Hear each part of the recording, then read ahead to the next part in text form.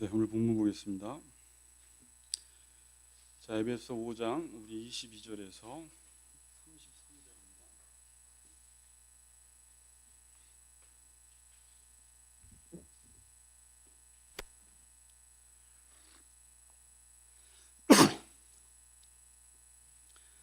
자, 우리 22절에서 33절 오늘은 이제 이 본문 마지막인데, 자, 우리 다 같이 한번 교독합시다. 아내들이여 자기 남편에게 복종하기를 주께 하듯 하라.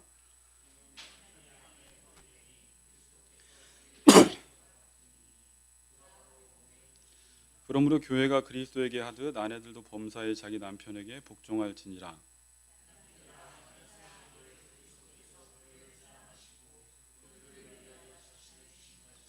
이는 곧 물로 씻어 말씀으로 깨끗하게 하사 거룩하게 하시고,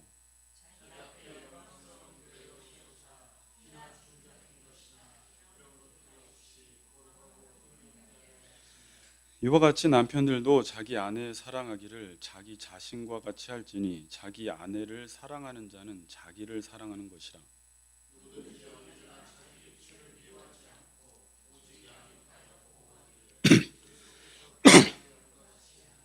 우리는 그 몸의 지체임이라.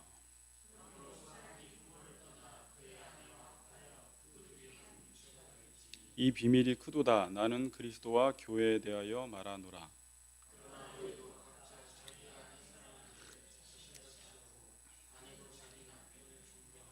네, 아멘.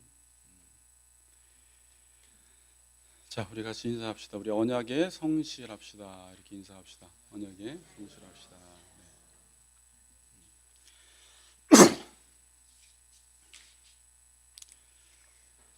자, 오늘은 이 결혼 시리즈 마지막 이제 7번째 시간인데, 우리 강 집사님은 결혼한 지가 한참 되셨는데 오늘 결혼 시리즈 마지막입니다. 네. 그래도 우리도 오늘 결혼 시리즈지만 이 결혼의 목적이라는 것은 신앙생활의 목적이니까 같이 연관시켜서 잘 들어주시면 고맙겠고, 저기 뒤에 있는 청년들도 앞으로 결혼 다 할 거죠? 뭐 솔로 있어요? 앞으로 독신으로 없으면 결혼의 목적이 오늘 뭔지 이따가 질문할 때 답할 거 하나 준비해 놓으시고, 정확하게 답한 친구에게는 오늘도 제가 상품을 드리겠습니다. 네. 결혼의 목적입니다.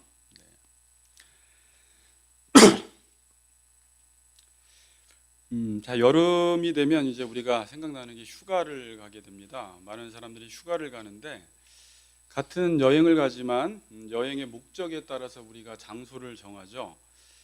만일 유럽을 간다고 하면 지금 이제 그냥 일부러 외국으로 할게요. 우리는 뭐 국내 주로 다니지만 유럽을 주로 간다고 하면 어떤 목적으로 가냐면 어떤 역사나 문화를 좀 경험하고 싶었던 분들이, 과거의 역사나 문화를 경험하고 싶었던 분들이 유럽으로 가게 되고, 그냥 편안하게 나는 이번에 어디 돌아다니지 않고 휴양하고 싶다라고 하는 사람은 뭐 이런 태국이나 발리나 뭐 세부나 뭐 이런 데로, 저도 신혼여행 발리로 갔는데 그런 데로 가서 그냥 편안하게 쉬겠죠. 네, 그런데 유럽 여행을 간 사람이 갔다 와서 이런 말을 합니다. 아, 여기는 왜 넓은 바다와 풀장이 없지? 유럽 여행 되게 재미없네 라고 한다면 여러분 뭐라고 하시겠습니까? 유럽에 와서 풀장이 없고 바다가 없다고 하면서 재미가 없다고 하는 사람 보고 뭐라고 하겠어요? 그러려면 다른 휴양지로 가라고 아마 이야기를 할 것입니다. 근데 어떤 사람은 유럽 여행을 가면서 목적을 그런 바다나 풀장이나 휴양을 목적으로 간 게 아니라 그냥 유럽 여행, 그런 목적을 가지고 간 말이 너무 이번에 유럽 여행 좋았다라고 하는 것입니다.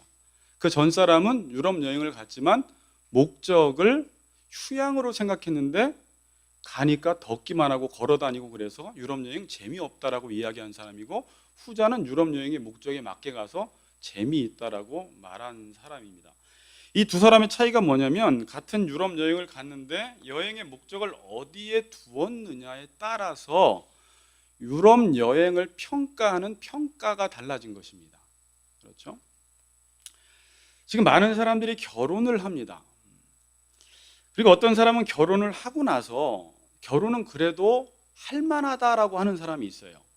그러니까 할만하다라는 게 그냥 편안하다라는 말이 아니라 결혼을 어느 정도 이해하고 고되고 힘들지만 남편과 아내와 자식을 양육하면서 어려움도 있지만 참 그 안에서 혼자 살 때와 남다른 어떤 행복과 기쁨과 보람을 느끼면서 참 결혼이 힘들지만 행복하다, 살만하다라고 하는 사람이 있고, 어떤 사람은 결혼을 하고 나서 결혼은 정말 미친 짓이다, 야 절대 결혼하지 마, 결혼은 정말 재미없어, 이렇게 말하는 사람이 있다라는 것입니다.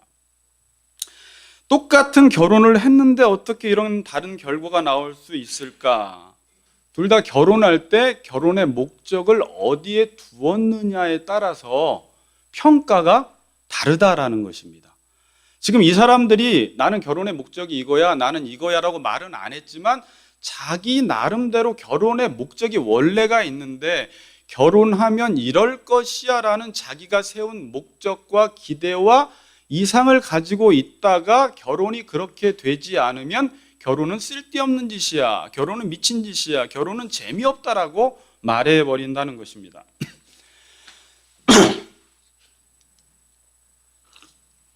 지금 사람들이 결혼에 대한 착각을 많이 가지고 있습니다. 여러분, 우리가 신데렐라 내용을 알 것입니다. 신데렐라 내용은 어떻게 맞춰요? 모든 동화의 내용들은 어때요? 왕자와 신데렐라는 영원토록 오래오래 행복하게 살았습니다 라고 말을 하지만, 우리가 인생을 살다 보면 이게 과연 왕자와 신데렐라가 행복하게 살았을까라는 의문을 품게 돼요. 아기 때는 엄마가 읽어주니까 행복하게 살았겠구나라고 하는데, 자기가 40이 되고 50이 되고 살아보니까 과연 둘이 행복했을까라는 의문을 던지게 된다라는 것이죠. 왜요? 왕자와 신데렐라는 일단 자라온 성장 과정이 달라요. 이렇게 따지면 또 동화가 재미가 없지만, 그리고 또 어때요? 그럼 당연히 가치관이 달라요. 살아온 환경이 너무 다르다는 것입니다. 그리고 아마도 이 왕비는 신데렐라를 이뻐했을 리가 없어요. 가문이 좋지가 않습니다. 근데 결혼에 대한 우리는 너무나 큰 환상을 가지고 있다는 것이죠. 분명히 그 안에서는 많은 어려움들이 있었고 부부싸움을 했을 것이고 많은 갈등을 했을 것입니다. 자, 그래서 결혼을 할 때 이제 청년들, 결혼이 뭔지 알고 하라는 거예요. 결혼을 뭔지 알고 결혼을 하는 거랑 결혼을 모르고 결혼하는 것이랑은 그 결혼을 맞이하는 자세와 태도가 전혀 다르다는 것입니다. 제가 근데 이 결혼의 목적을 이렇게 정보를 찾아봐도 별거 없고, 어떤 사람이 결혼의 목적을 이렇게 적어놨더라고요.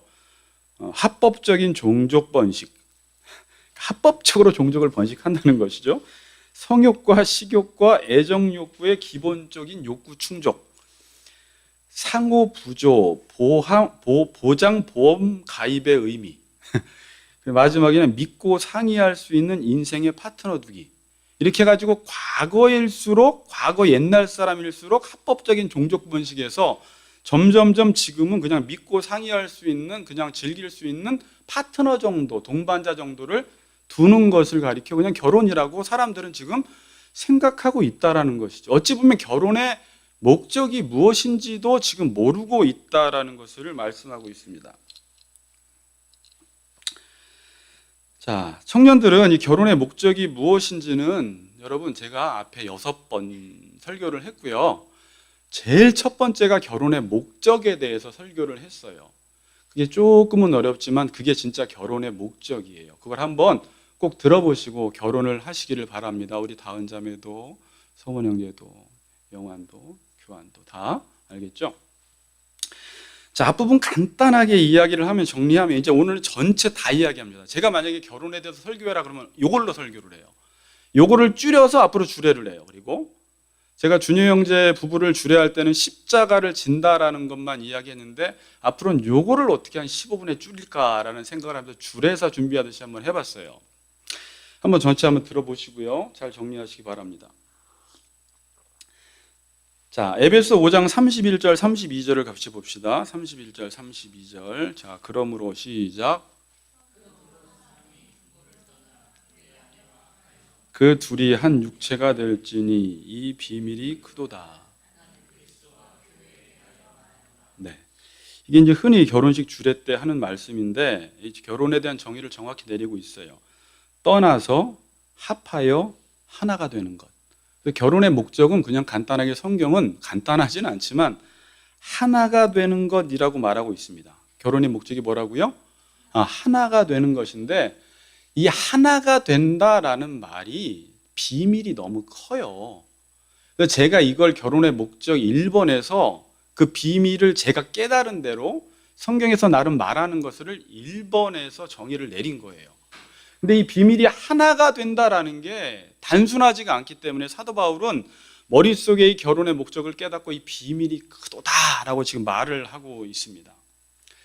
자, 누구나 다 혼자 살 때는 자기 마음대로 살지만 둘이나 셋 이상이 되면 공동체가 돼서 항상 공동체의 목적이라는 것이 있습니다. 그렇죠. 그 공동체의 목적에 따라서 살아가게 됩니다. 결혼도 제가 설명을 했기를 둘이지만 공동체이기 때문에 이제 개인적인 삶을 살 수가 없고 결혼에 대한 그 목적을 향해서 둘이 같이 바라보며 살아야 한다라는 것입니다. 그러나 모든 공동체의 어떤 목적은 학교건 국가건 뭐 대학이건 어디건 그 목적이라는 게 영원하지가 않다라는 게 특징입니다. 자, 대학은 공부로 하나가 됐는데 대학을 안 다니고 공부가 사라지면 이제 공부로 하나가 되지 못하는 거예요. 근데 결혼의 목적은 하나인데 이 하나는 일시적인 것이 아니라 둘을 영원히 묶어줄 수 있는 끈이에요. 이걸 하나라고 이야기를 합니다. 그러니까 이건 사라지지가 않습니다. 다른 공동체의 목적은 그 목적을 달성하면 그 목적이 사라져버려서 영원하지 않는데 결혼은 정한 목적이 하나인데 이 하나의 특징은 뭐냐면 영원하다라는 특징이 있어요. 자, 그러면 이 결혼의 목적은 뭘까? 그러면 우리가 흔히 이야기하는 사랑 맞아요. 결혼의 목적이 뭐라고요? 사랑하는 거예요. 근데 물론 이 개념이 다르기 때문에 지금 세상 사람들이 결혼의 목적을 모르는 것입니다. 결혼의 목적은 성경적으로는 하나가 되는 것이다 라고 하는데 이 하나가 된다라는 말은 성경에서는 사랑하는 것이다 라고 말합니다. 근데 여기서 말하는 사랑은 우리가 생각하는 그 낭만적이고 로맨틱한 사랑이 아닙니다. 물론 사랑에는요, 잘 이해하세요. 물론 사랑에는 이런 낭만적인 요소들이 있습니다. 우리가 연애할 때라든지 신혼초라는 게 있죠. 호세아서에도 신혼초가 나오는데 신혼초에는 이런 달콤함이 있습니다. 그냥 얼굴만 봐도 좋고 손만 만져도 찌릿찌릿하고 그냥 좋은 거예요. 감정적인 사랑, 낭만적인 사랑, 로맨틱한 사랑이 있고요. 예수를 믿어도요, 처음 예수님 만나면 이런 신혼초가 있습니다. 어떻게 신혼초 다 경험하셨어요? 그때 했던 찬양이 뭐예요? 그냥 눈물만 계속 나오는 거예요. 주님 한 분밖에는 아는 사람 없어요. 가슴 깊이 숨어있는, 그러면서 주님 사랑하는 만, 그러면서 그냥 주님 앞에 나오면 그냥 감사하고 이 세상이 다르게 보이고 그분이 나를 위해 십자가에 돌아가신 그 사랑 하나 때문에 너무 감사해서 성가대도 쓰고 찬양도 하고 봉사도 하고 드릴 거 다 드리면서 이런 신혼기가 분명히 로맨틱한 그 사랑이 있습니다. 그런데 이것은 사랑의 전부가 아니라 사랑의 시작에 불과한 것입니다. 진짜 사랑은 그 신혼기가 지나가면서부터 진짜 사랑이 시작이 됩니다. 자, 제가 많은 성도님들에게 여러분 지금 신앙생활을 20년, 30년 하셨는데 여러분은 지금도 주님을 사랑하시나요? 라고 말하면 성도님들이 머뭇머뭇거리세요. 왜냐하면 자기가 주님을 사랑하는 것은 신혼 때처럼 그런 감정과 감성이 들지 않으면 사랑하지 않는 거라고 생각하는 거예요. 그런 열정과 뜨거움과 찌릿함과 짜릿함과 막 그런 게 없으면 사랑하지 않는다고 생각해서 저는 요즘 주님을 사랑하지 않는 것 같아요 라고 말하는 분들이 계세요. 또 많은 사람들이 결혼을 해서도 지금 남편과 아내가 10년, 20년 지났는데 물론 저도 그렇게 못하지만 30년이 지나도 신혼 때처럼 지내는 부부들이 있는 것 같기도 하더라고요. 진짜 그분들에게도 질문도 한번 해보고 싶고 진짜 그 감정입니까? 라고 말하고 싶은데 시간이 지나면 그런 사랑이라기보다는 그 이후에 성경에서 말하는 사랑할 때는 뭐 에로스나 로맨틱 이런 사랑보다는 책임지는 사랑을 말해요. 그러니까 성경에서 사랑이다 그러면 언약적 사랑을 사랑이다 라고 말해요. 그래서 헤세드라는 단어가 인애와 사랑이라는 단어인데 이건 언약적 사랑, 언약을 맺었기 때문에 그 언약의 성실한 사랑, 그 언약을 맺었기 때문에 변함없이 상대를 언약의 근거에서 사랑하는 사랑을 가리켜 성경에서는 사랑이다라고 이렇게 말을 해요. 그래서 하나님이 내가 너희를 사랑한 것 같이 너희도 서로 사랑하라. 그리하면 너희가 내 제자인 줄 알리라 이러세요. 그러니까 우리는 그럼 성경은 사랑하라는구나 라고 해서 우리가 가지고 있는 사랑의 개념으로 사랑하라는 말이 아니라 주님이 우리를 사랑한 것 같이가 뭐예요? 책임지는 사랑, 언약적 사랑을 하듯이 너희들도 그런 책임지는 사랑, 언약적 사랑을 하라라는 것입니다. 자, 그래서 에베소서에서 우리가 배운 게 뭐냐면, 정리 잘 하세요. 에베소서에서 배운 게 뭐냐면, 머리이신 주님이 신부인 교회를 사랑할 때 그런 에로틱한 사랑을 지금 여기서 그리는 게 아니라 신부의 필요를 채워주며 신부를 어떤 목적 지점까지 이끌어 가기 위해서, 그 언약을 지키기 위해서 신부의 필요를 채워주고 양육하고 보호하고, 신부가 그 지점에 이르기까지 만약에 자기의 몸을 내어줄 일이 생기면 자기의 몸을 내어주면서까지라도 사랑하는 그 사랑을 머리이신 주님이 교회를 사랑한 것으로 지금 그리고 있습니다. 그러니까 지금 이 사랑은 뭐라고요? 책임지는 사랑, 언약적 사랑을 지금도 말씀하고 있는 것입니다. 자, 여러분, 성경이 사랑의 교과서입니다. 그래서 사랑의 정석이에요.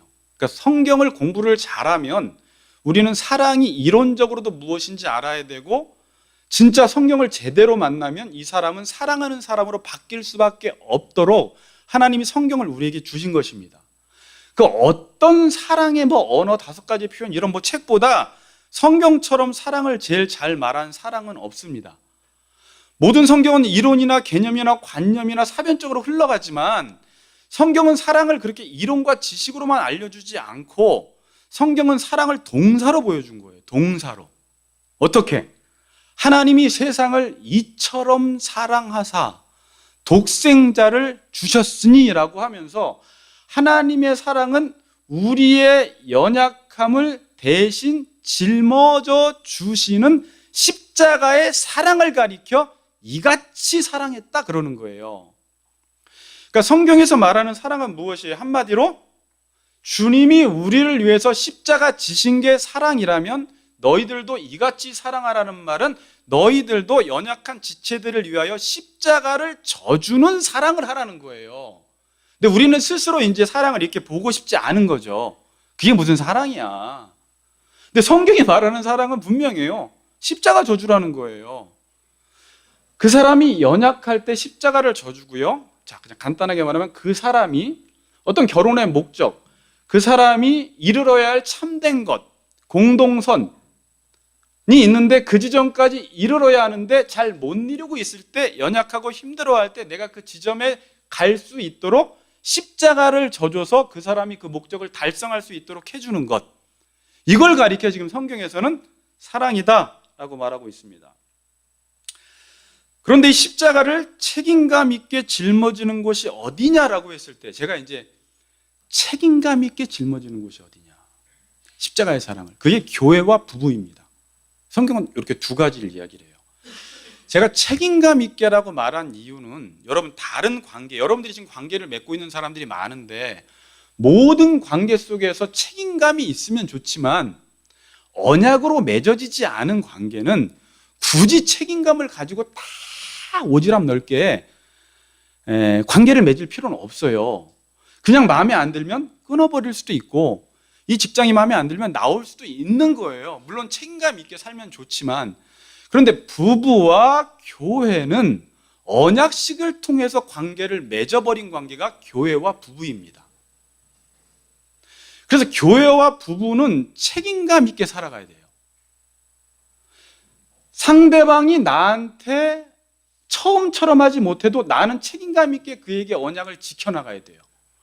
나는 그 사람에게 책임감 있게 행동하지 못해도 상대방은 나에게 책임감 있게 행동해야 하는 게 교회와 주님과의 관계고 부부와의 관계라는 말입니다. 자, 공통점이 있어요.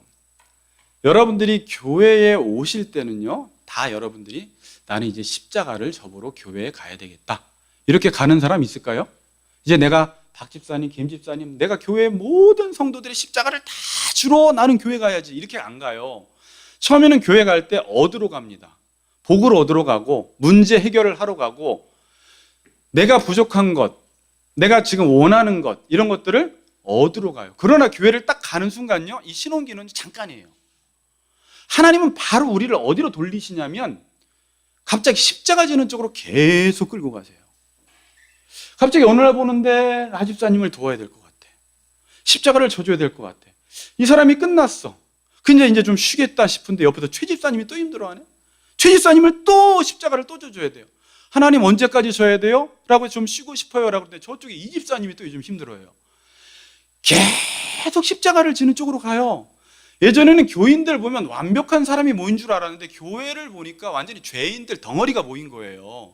부족한 사람들, 연약한 사람들, 힘없는 사람들, 하나님 의존하지 않으면 살 수 없는 사람들만 떼거지로 모인 거예요.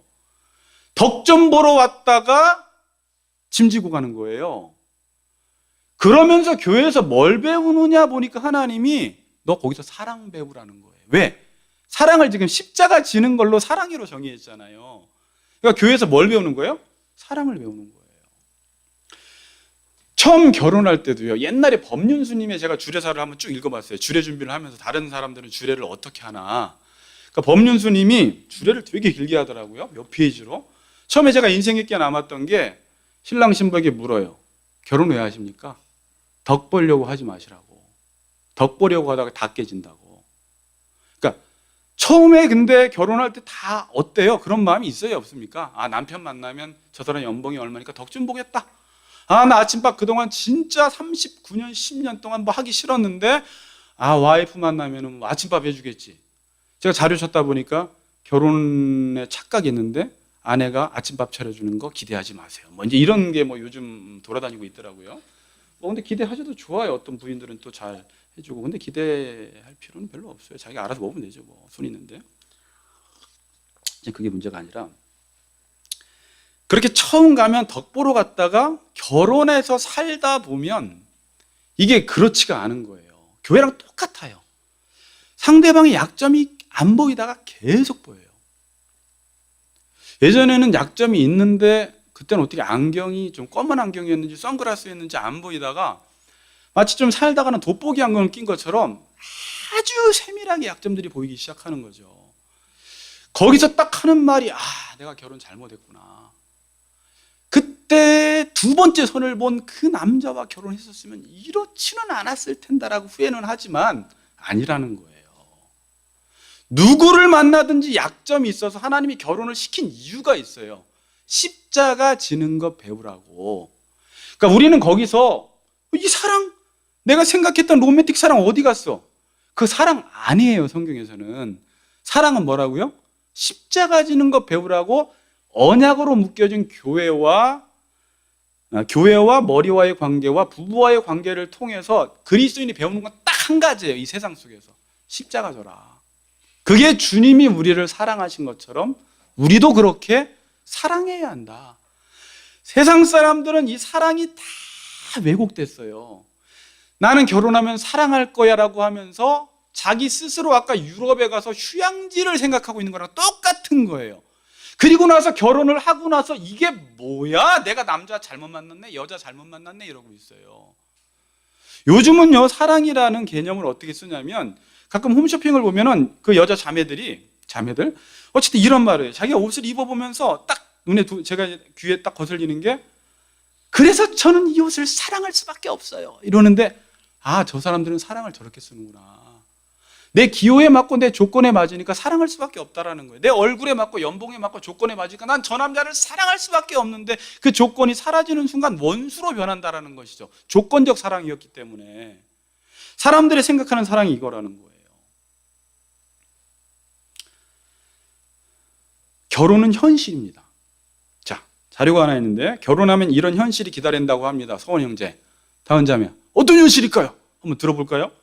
결혼은 35,000번의 식사 준비를 해야 하며 1만 에서 3만 번의 이부자리를 정리해야 하고 7,000번의 화장실 청소를 해야 하고 아기를 낳는다면 2년 기준으로 해서 기저귀를 4,320번 갈아야 하고 둘을 낳는다면 8,640번을 갈아야 한다.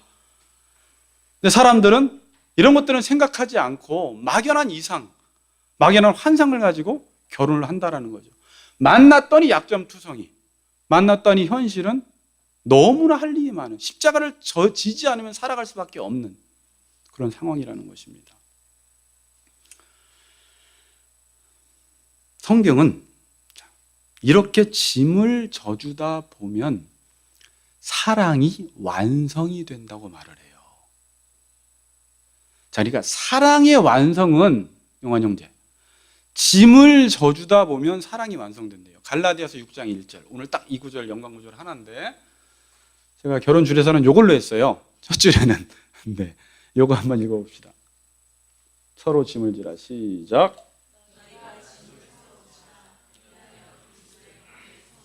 저는 나름 이게 성경에서 결혼이라는 것을 가장 압축적으로 설명하고 있다고 생각하고 이걸 결혼 주례서로 예전에 잡았던 거예요. 서로 짐을 지라 그리하여 그리스도의 법을 성취하라. 뭐예요? 서로 짐을 지다 보면 그리스도의 법이 뭐예요? 율법이잖아요. 짐을 지면 율법이 뭐예요? 사랑이잖아요. 짐을 지면 사랑이 완성이 된다라는 말이에요. 자, 근데 짐을 지다 보면 사랑만 완성이 되는 것이 아니라 사람이 완성이 되는 거예요. 하나님은 교회와 결혼을 통해서 사람을 완성시키는데, 잘 들으세요.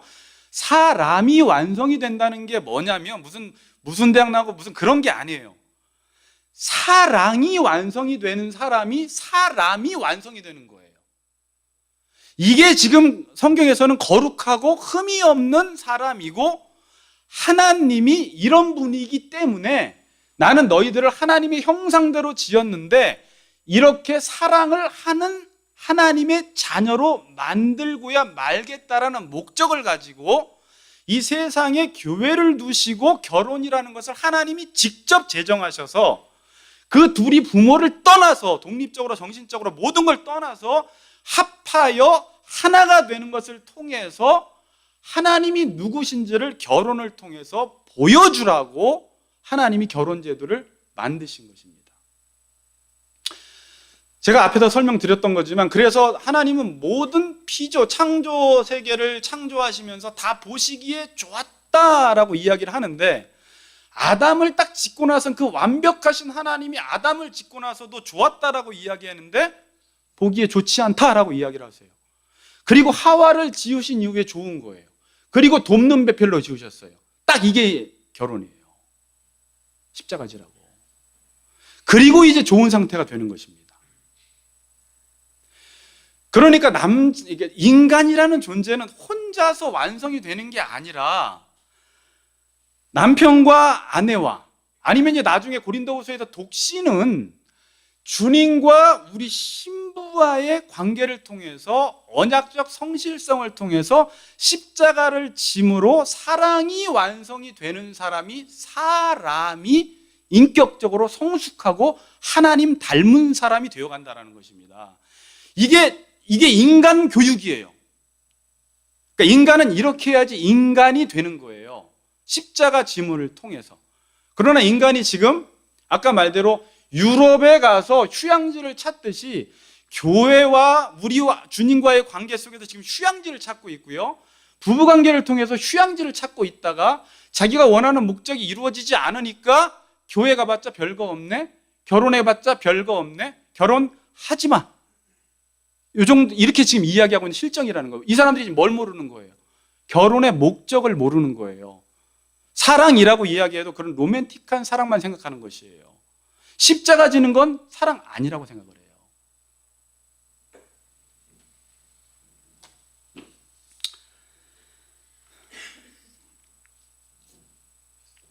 그래서 결혼은 머리이신 주님이 교회를 사랑한 것처럼 남편이 아내를 사랑하고, 교회가 그리스도에게 복종한 것처럼 아내가 남편에게 복종하라는 것입니다.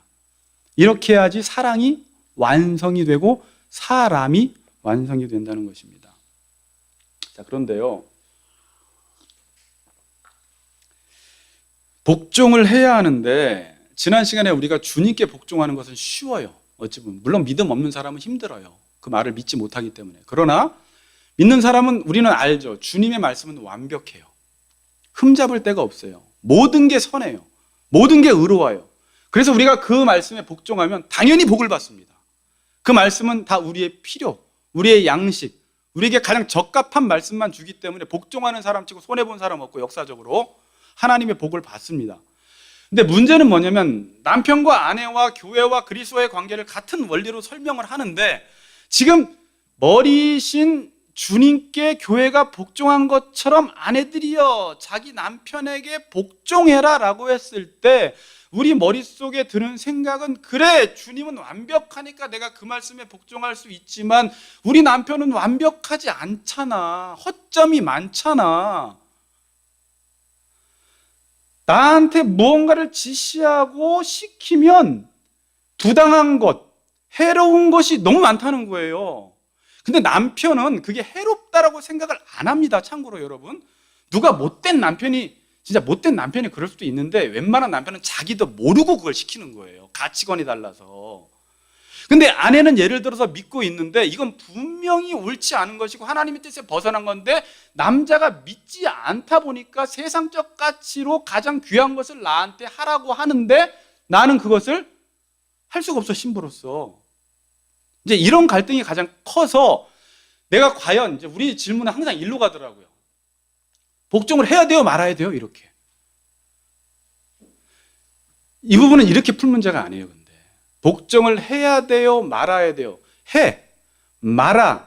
이렇게 갈 문제가 아니라 제가 오늘 역할 문제를 한번 풀어볼게요. 여러분, 처음에 직장에 들어갔을 때 또 어떤 일을 새로 맡아서 할 때 내가 하다가 미숙하고 힘들면 스스로 하는 말이 그래요. 나는 글렀나 봐. 나는 능력이 없나 봐. 나는 못하나 봐. 그러면 먼저 온 선배들이 하는 말이 뭐냐면 나도 처음에는 다 그랬어. 처음부터 잘하는 사람이 어디 있어라고 이야기를 해요. 그렇죠? 여러분들이 만약에 지금까지 어제까지만 해도 연극 배우가 아닌데 오늘 연극 배우가 됐어요. 그래서 갑자기 왕을 맡았어요.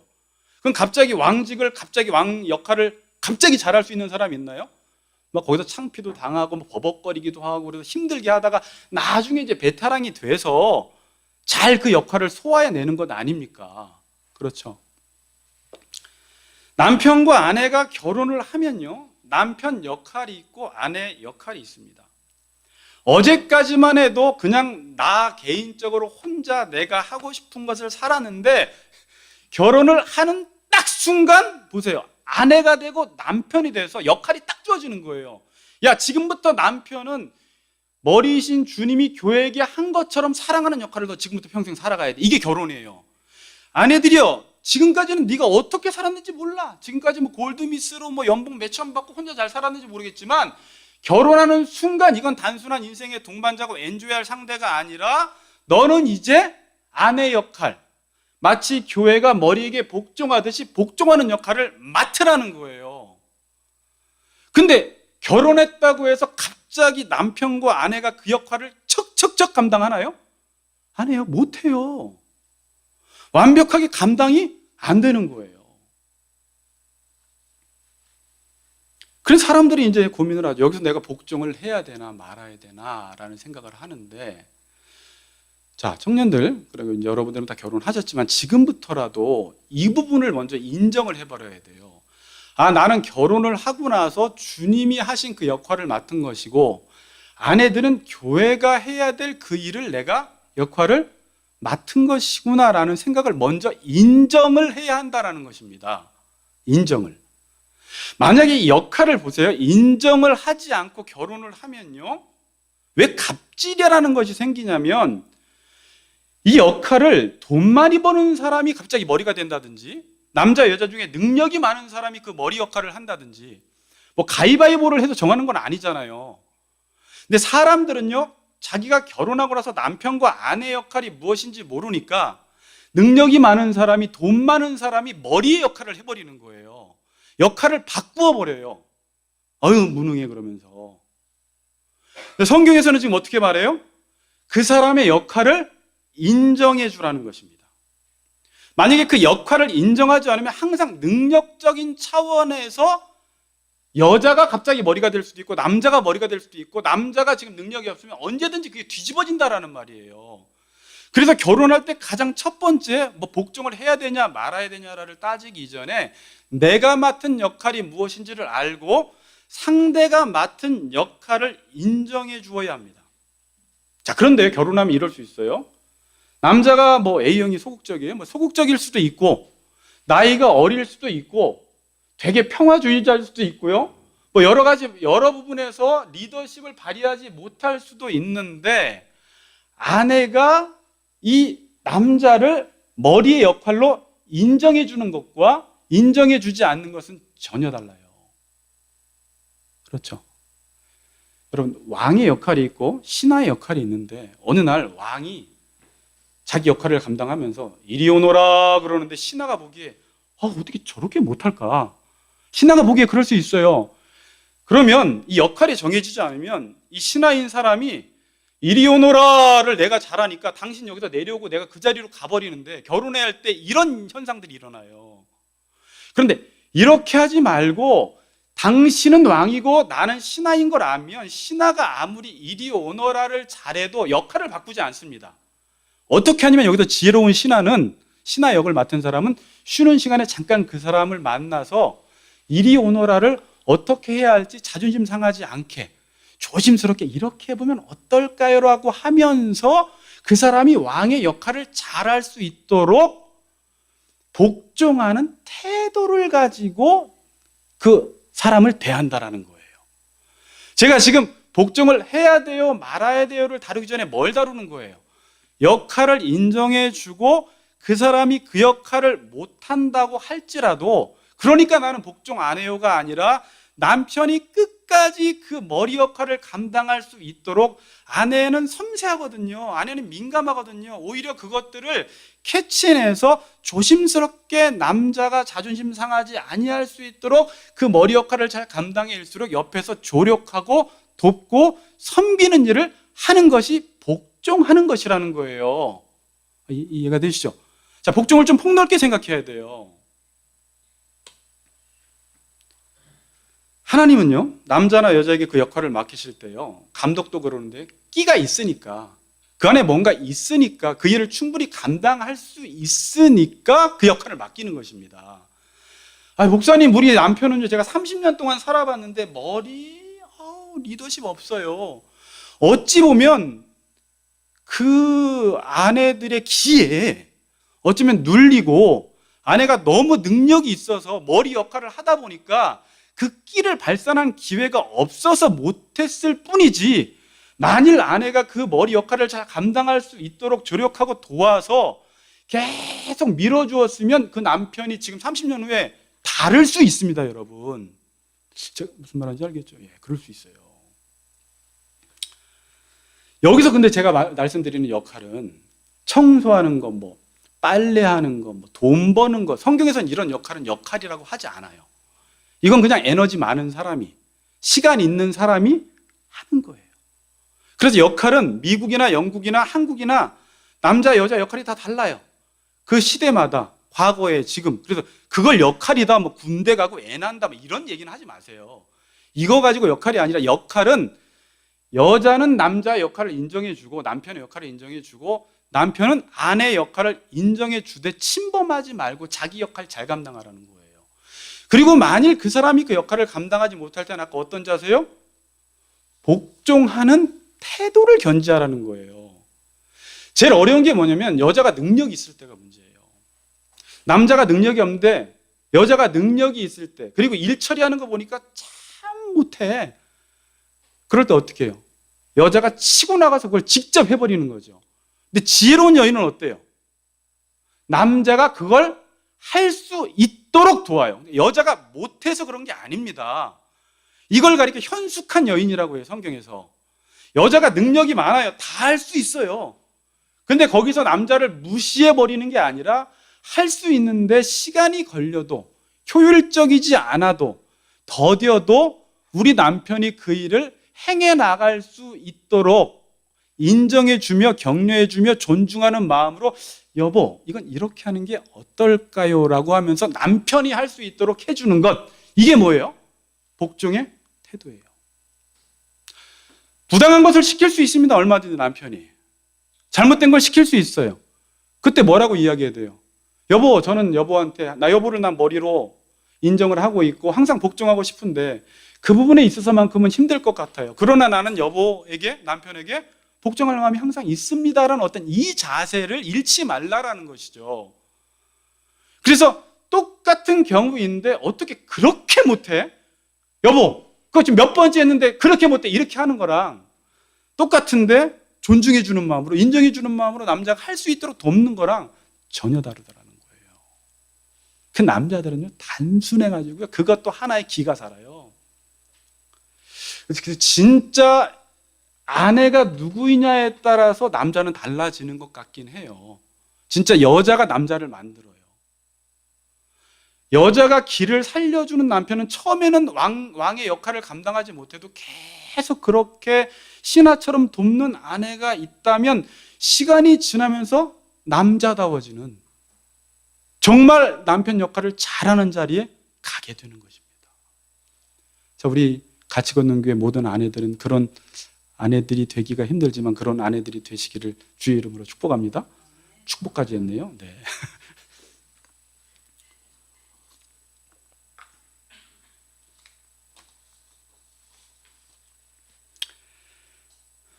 도와주어도 상대의 역할을 인정해주고 존중하는 마음으로 도와주는 것과 무시하면서 도와주는 것은 전혀 달라요. 어떻게 지식이 그렇게 없어? 책 하나 사주면서 책 읽고 정신 차려라고 하는 것과 책 하나 사주면서 조심스럽게 이 책을 읽고 남편이 남편 역할을 잘할 수 있도록 지혜롭게 돕는 것하고는 전혀 다르다라는 거예요. 결혼을 지을게요, 여러분. 결혼이 유지가 되는 것은 서로가 자기 자리에서 자기의 책임을 감당할 때 결혼이 유지가 됩니다. 자기 역할을 계속 감당할 때. 이걸 가리켜 성경에서는 사명이라는 단어를 써요. 자, 여러분, 사명이라는 걸 자꾸 교회에서 큰일하고 세상에서 큰일하는 걸 사명이라고 생각하지 말고, 예수님이 요한복음 17장 4절에서 아버지께서 내게 하라고 주신 일을 내가 이루어 아버지를 영화롭게 하여 싸우니, 그래요. 뭐라고요? 아버지께서 이 땅에 내게 하라고 주신 그 일을 내가 이루어서 하나님께 영광을 돌리겠다. 이거 너무 중요한 말이에요. 사명은 여러분들이 아내면 아내의 역할, 교회의 역할, 남편은 머리의 역할, 그 자리에서 그 일을 감당하는 게 사명이라는 거예요. 어떤 순간에도 아내의 자리에, 남편의 자리에 있는 거예요. 자기 자리를 지키는 거예요. 그래서 여러분, 인생을 감안해 보면 자기 자리를 못 지키는 사람은요, 계속 떠돌아다녀요. 그러니까 내가 내 자리를 지키는 방식으로 관계를 맺는 게 아니라 마치 유럽 여행을 가서 휴양지를 찾듯이 유럽에 가서 휴양지를 계속 찾고 있는 사람과 똑같아요. 그래서 계속 옮겨 다니는 방식으로 신앙생활도 하고 사랑 관계도 맺고 하는데, 어떤 사람은 묵직하게 내게 주어진 그 자리에서 자기의 일을 감당해내는 것입니다. 하나님은 이 작은 일에 충성하는 사람을 통해서 하나님의 역사를 이루시는 거예요. 그리고 그 사람을 통해서 관계가 회복이 되기 시작합니다. 자기 자리를 지킨다라는 건요, 성경에서 이런 말은 원어에 쓰지 않지만 이 버티는 거 있잖아요. 이걸 믿음이라고 하는 거예요. 이 되게 중요한 말 같아요. 믿음. 믿음이 뭐냐? 그냥 내가 내 자리에서 내 할 일을 하며 그 자리를 지켜내는 것. 자, 이게 얼마나 힘드냐면요, 상대방은 나한테 그렇게 하지 않는데 나는 언약적 성실함을 가지고 내 자리를 지켜낸다라는 것은요, 어때요? 이게 하나님이 우리에게 보여주신 사랑이거든요. 이 사랑을 하라고 하니까 그게 어디까지 간 거냐면 원수까지 간 거예요.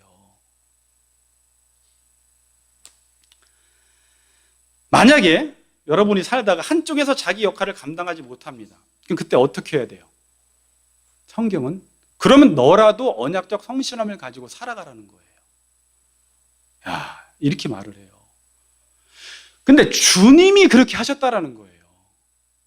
주님이 우리는 늘 언약에 불성실해요, 여러분. 성경에서 보여주는 건 우리 신부는 늘 언약에 불성실해서 창녀라고 하잖아요.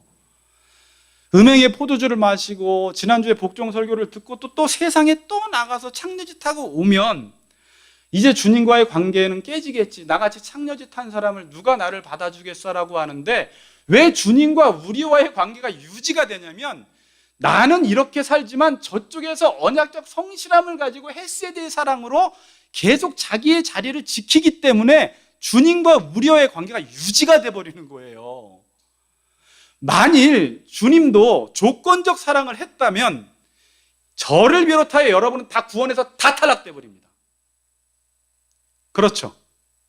그래서 예전에 살펴보았던 베드로전서의 후서의 3장에서 믿는 아내가 믿지 않는 남편을 만났을 때 그의 어떤 선한 행실과, 여기서 선한 행실과 이 착한 행실과 끝까지 주님이 우리를 사랑하셨던 것처럼 언약적 성실함을 가지고 남편을 대할 때 때로는 5년, 10년, 20년 언제까지 하나님 내가 이 일을 해야 합니까? 라는 이것은 제가 함부로 말할 부분은 아니에요. 너무 힘들기 때문에 라는 것인데 주님이 요구하시는 것은 그렇게 하면 믿지 않는 남편이 구원에 이를 수 있다라는 거예요.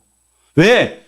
주님과 우리와의 관계가 주님의 언약적 성실함으로 창녀 같은 우리가 관계가 깨지지 않고 구원을 얻었기 때문에 그렇다는 것입니다.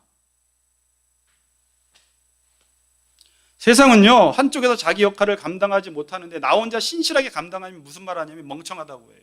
미련하다고 해요. 그렇게 왜 사냐고 해요. 나 같으면 벌써 헤어졌다고 하라고 이야기합니다. 그런데 주님이 원하시는 건 너는 끝까지 네 자리 감당하라는 거예요.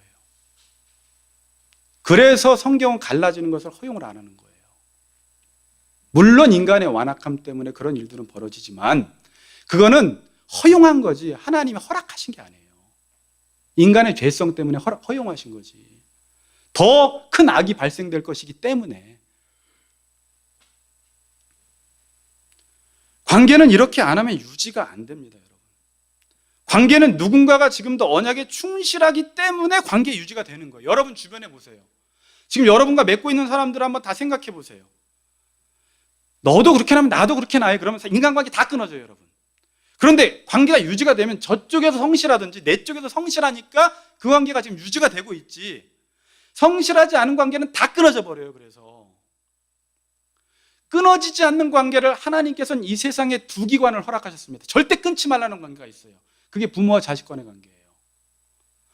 부모와 자식 간의 관계도 똑같은 인간인데 부모가 다른 데 가서는 언약적으로 성실하지 못하는데 희한하게 자녀한테만큼은 자녀가 망나니 같고 못났고 공부도 못하고 진짜 못생겼고 속을 그렇게 썩이는데도 하나님이 처음부터 어머니의 마음속에 아가페적인 부모님에게 사랑을 주셔서 자녀가 어떻든지 언약적 성실함을 가지고 자녀를 대하도록 만들어 놓게 하나님이 이 안에 그런 마음을 줘버리셨어요.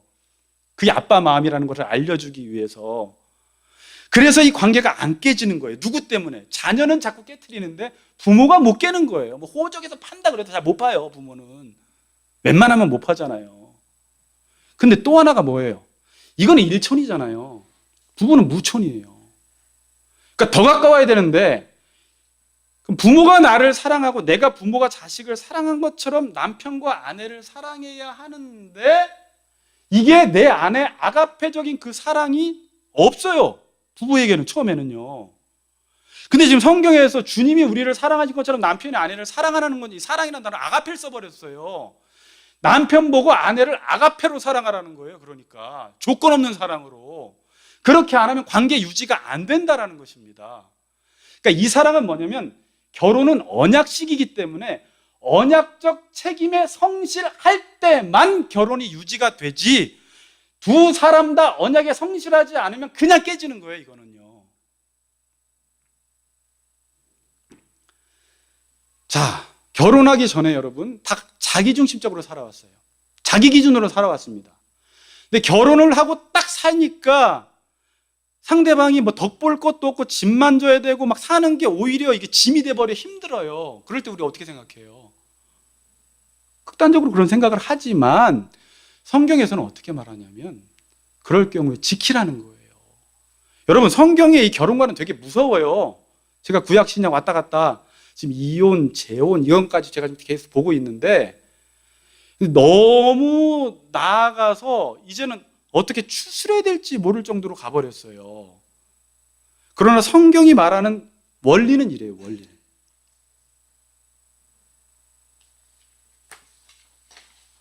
사람들은 그래요. 목사님, 제가 이렇게까지 하면서 결혼 생활 해야 합니까? 이렇게까지 하면서 결혼 생활 해야 합니까? 라고 이야기하는데 그렇게 해야지 결혼 생활이 유지가 되고 그렇게 해야지 하나님의 사랑이 무엇인지를 배우게 된다라는 것입니다. 문제는 하나님이 그렇게 사랑을 하세요. 내가 너희를 사랑한 것 같이 너희도 그렇게 사랑해라. 이게 내 자녀다 라고 말을 하고 있어요. 그리고 그렇게 사랑을 해야지 그 부부를 통해서 하나님이 누구신지를 드러낼 수 있고 결혼이라는 것은 이렇게 하나님이 누구신지를 드러낼 수 있도록 디자인돼 버렸어요. 부부가. 그래서 부부 생활이 복음이에요. 언약상 성실성을 보이지 않는 관계를 보이는 관계를 통해서 보여주라는 것입니다. 그래서 사랑은 오래 참는 고통이라는 것입니다.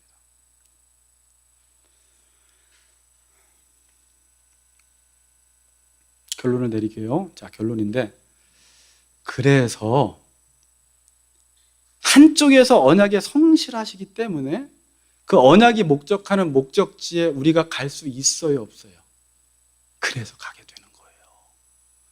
하나님이 지금 여러분들을 이끌 목적이 있잖아요. 나는 못 가요. 나는 불성실해서. 근데 내가 어떻게 거룩하고 흠이 없는 그 자리까지 가게 됩니까? 그분이 그 일을 언약적 성실함으로 이루실 것이기 때문에 여러분들은 반드시 거룩하고 흠이 없는 그 자리로 가게 된다라는 말씀을 오늘 본문에서는 26절 27절에 이는 곧 물로 씻어 말씀으로 깨끗하게 하사 거룩하게 하시고 자기 앞에 영광스러운 교회로 세우사 티나 주름 잡힌 것이나 이런 것들이 없이 거룩하고 흠이 없게 하려 하심이라. 이렇게 큰 비밀을 결혼을 통해서 우리에게 말씀하고 계시는 것입니다. 인간적인 기준을 놓고 보면 내가 이 사람을 왜 만났나? 아직까지 숙제가 안 풀린 부부들이 있을 수 있습니다. 도대체 이 사람을 통해서 하나님이 하고자 하시는 일이 무엇인지 아직까지 숙제가 안 풀어지십니까? 하나님께서 이 사람을 통해서만, 이 남편과 이 아내를 통해서만 여러분들에게 하고자 하시는 일이 있음을 기억하며 끝까지 하나님이 우리에게 언약적 성실함을 보이신 것처럼 여러분들도 힘들지만 기도하고 주님의 은혜에 힘입어 내가 그 사랑을 받은 자로서 이 사랑을 조금씩 내가 먼저 내 역할 잘 감당하고 그 역할 감당하지 못하는 사람들을 돕고 섬김으로 하나님이 누구신지를 보여줄 수 있는 여러분들의 가정과 부부 생활이 되기를 주의 이름으로 축복합니다. 아멘.